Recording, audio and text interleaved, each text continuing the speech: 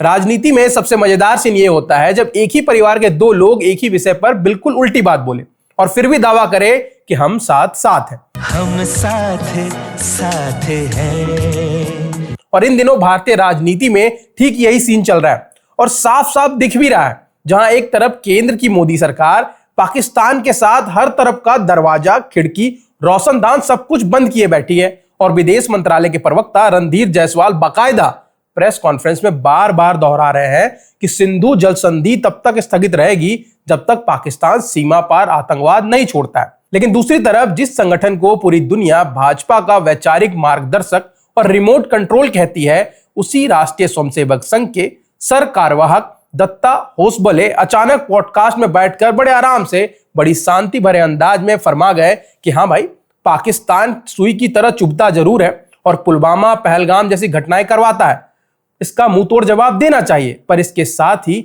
हमें बातचीत के दरवाजे कभी बंद नहीं करने चाहिए, व्यापार जारी रहना चाहिए, वीजा भी मिलते रहना चाहिए और तो और इसके साथ खेल आयोजन भी होते रहने चाहिए।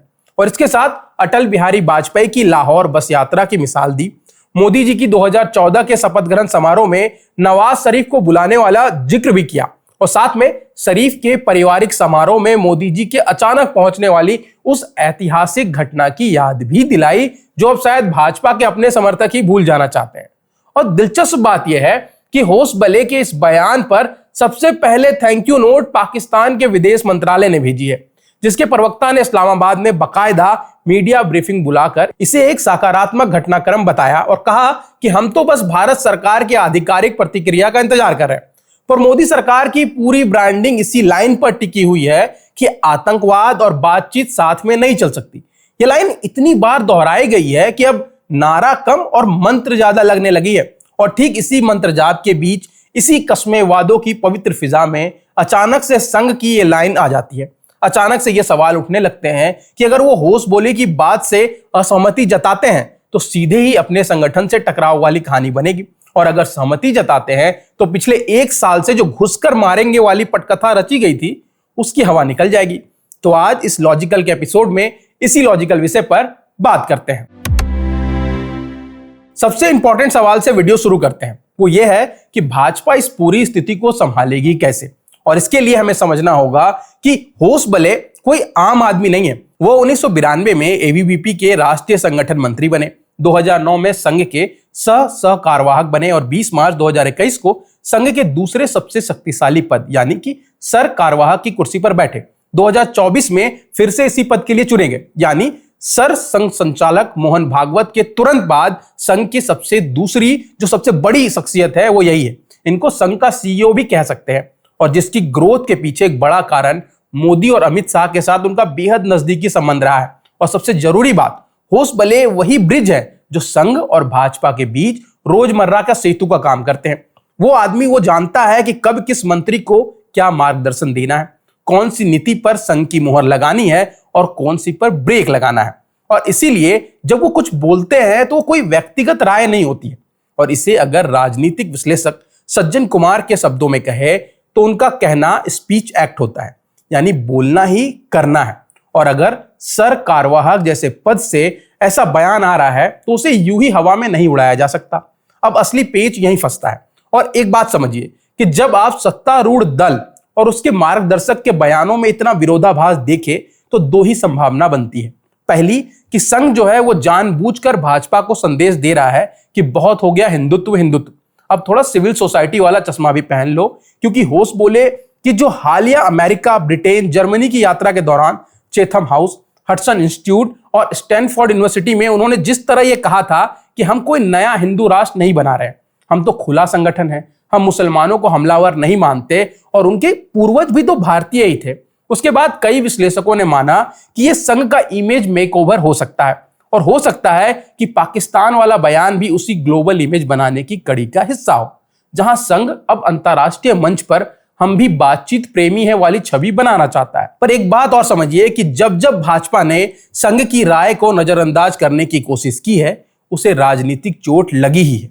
याद कीजिए कि वाजपेयी का दौर, जब बंगारू लक्ष्मण ने नागपुर में बाकायदा बीजेपी की राष्ट्रीय परिषद में कहा था कि हम अब संघ का नहीं प्रधानमंत्री का एजेंडा चलाएंगे, और इसी बात पर दंतोपंत ठेंगरी जैसे संघ के दिग्गज पुराने प्रचारक ने सरकार की निजीकरण नीतियों के खिलाफ दिल्ली में बड़ा प्रदर्शन किया। संघ का मजदूर संगठन भारतीय मजदूर संघ ने एनडीए सरकार की उदारीकरण नीति का खुला विरोध किया और नतीजा क्या हुआ? इंडिया साइनिंग का नारा लगाने वाली एनडीए सरकार 2004 में औंधे मुंह गिर गई, क्योंकि जमीनी कैडर जो असल में स्वयंसेवक ही है मैदान पर उतरे ही नहीं। अब अगर अभी की बात करें तो आज की भाजपा निश्चित तौर पर मोदी और शाह के युग में पहले से ज्यादा शक्तिशाली है। इतनी कि 2024 के चुनाव से ठीक पहले जेपी नड्डा ने एक इंटरव्यू में कह दिया था कि शुरू में हमें संघ की जरूरत थी, पर अब हम काफी हैं। अब बीजेपी अपने आप ही खुद को चलाती है, कोई और नहीं। और उसका नतीजा सबने देखा कि 2024 में भाजपा अकेले बहुमत से दूर रह गई। गठबंधन के सहारे सरकार बनी और मीडिया में चर्चा हुई कि संघ का मन से काम नहीं करना ही सबसे बड़ा कारण था। और इन सब बातों में यह दिखाया कि संघ ही असली अभिभावक है और इसीलिए ही इस मुद्दे पर इतनी बात हो रही है। अब विपक्ष को ले लीजिए। शिवसेना उद्धव की पार्टी की प्रियंका चतुर्वेदी ने झट से ट्विटर पर एक तंज कस दिया कि आरएसएस पाकिस्तान की जुगलबंदी, भाजपा के अमन की आशा जैसे नारों की ओर बढ़ रही है और अब पाकिस्तान के पाले हुए आतंक से जो लोग पीड़ित हुए हैं उनको न्याय की उम्मीद छोड़ देनी चाहिए। और आप समझिए कि यह बस तंज या राजनीतिक चुटकी नहीं है, यह एक असली किल है जो भाजपा के राष्ट्रवादी समर्थकों को सीधे चुभ सकती है। क्योंकि पिछले एक दशक में जिस मतदाता को रोज घर में घुसकर मारेंगे, आतंक और बातचीत साथ में नहीं, ये नया भारत है, 56 इंच का सीना, पाकिस्तान को सबक सिखाएंगे, ये नारे सुनाए गए हैं, वो अचानक ये कैसे पचा पाएगा कि जिस संघ को वो असली भाजपा मानता है वही संघ अब वीजा दो, व्यापार दो, क्रिकेट खेलो वाली बातें बोल रहा है। और इसीलिए होश बोले के इस बयान पर सबसे तीखे हमले विपक्ष ने नहीं बल्कि राइट विंग इकोसिस्टम के भीतर से ही आ सकता है, जो सोशल मीडिया पर वो हैंडल चलाते हैं जो रोज हिंदुत्व का झंडा लहराता है। तो अब असली सवाल यह है कि भाजपा क्या करेगी? तो उसके पास दो रास्ते हैं, दोनों ही रास्ते की अपनी अपनी कीमत है। पहला रास्ता है कि भाजपा सार्वजनिक रूप से कोई प्रतिक्रिया ना दे, बस यूं ही चुपचाप रहे, मीडिया का शोर शांत होने का इंतजार करे और कोई दूसरी बड़ी घटना होने का इंतजार करे कि कब यह टॉपिक अखबारों के फ्रंट पेज से अंदर के पन्नों में पहुंच जाए।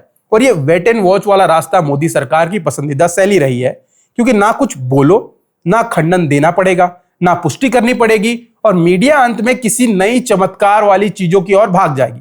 दूसरा रास्ता यह है कि भाजपा अपने प्रवक्ता के जरिए धीरे से बहुत हल्के सुर में यह संदेश पहुंचाए कि होश बोले जी की बात एक दीर्घकालिक दृष्टिकोण है, लेकिन वर्तमान सरकार की नीति स्पष्ट है कि पहले आतंकवाद खत्म हो फिर ही बातचीत होगी। यानी हां भी कह दो, ना भी कह दो। पर एक और रास्ता है शायद से, और वो है पर्दे के पीछे धीरे धीरे 1 मिलीमीटर दर मिलीमीटर रिकैलिब्रेशन शुरू करे, क्योंकि वो खुलेआम तो ये नहीं कर सकती, क्योंकि चुनावी राजनीति में मजबूत नेता वाली ब्रांडिंग भाजपा के सबसे कीमती गहना है और मोदी सरकार इसे अपने हाथों से नहीं उतारेगी। पर यह शायद से पक्का है कि कुछ महीने में बैक चैनल डिप्लोमेसी की खबरें आ जाएंगी, 1-2 क्रिकेट मैच भी हो सकता है, कोई सार्क जैसे मंच फिर से चालू हो जाएगा, क्योंकि होश बोले जिस कद के नेता है बिना ऊपर से इजाजत या कम से कम हरी झंडी के ऐसा बयान तो नहीं देते, और अगर देते हैं तो उसे संघ का आदेश ही माना जाएगा और कोई इसका खंडन नहीं कर सकता। और ध्यान दीजिएगा कि अभी तक खंडन आया भी नहीं है, ना पीएमओ से, ना विदेश मंत्रालय से, ना भाजपा के किसी आधिकारिक प्रवक्ता से। ये मौन कहीं ना कहीं सहमति को दिखाता है। और आखिर में बात यह है कि भारतीय राजनीति में संघ और भाजपा का रिश्ता एक ऐसी पुरानी शादी की तरह है जहां दोनों एक दूसरे से थक भी जाते हैं, झगड़ भी पड़ते हैं, अलग अलग कमरे में सोने की धमकी देते हैं, लेकिन तलाक कभी नहीं लेते, क्योंकि दोनों जानते हैं कि अलग होते ही दोनों का खजाना बढ़ जाएगा। और इतिहास गवाह है कि जब जब इस शादी में दरार पड़ी है, चाहे जनसंघ का जनता पार्टी में विलय हो, चाहे वाजपेयी का गांधीवादी समाजवाद, चाहे 2004 की इंडिया साइन, तब तक भाजपा को राजनीतिक चोट लगी ही है। तो ये कह सकते हैं कि यह बयान असल में संघ का बहुत ही नफासत भरा संदेश है कि भाई मोदी जी, शक्ति बढ़िया है, लेकिन याद रखिए गाड़ी आपकी हो सकती है, स्टीयरिंग भी आपका ही है, पर नक्शा अभी भी हमारे पास है। और भाजपा को अब यह तय करना है कि वो उस नक्शे को मानेगी या अपना जीपीएस चलाएगी। पर बीजेपी ने अगर इतिहास से कुछ सीखा है तो वो ये जानती होगी कि संघ का जीपीएस ज्यादा सस्ता है और ज्यादा भरोसेमंद भी।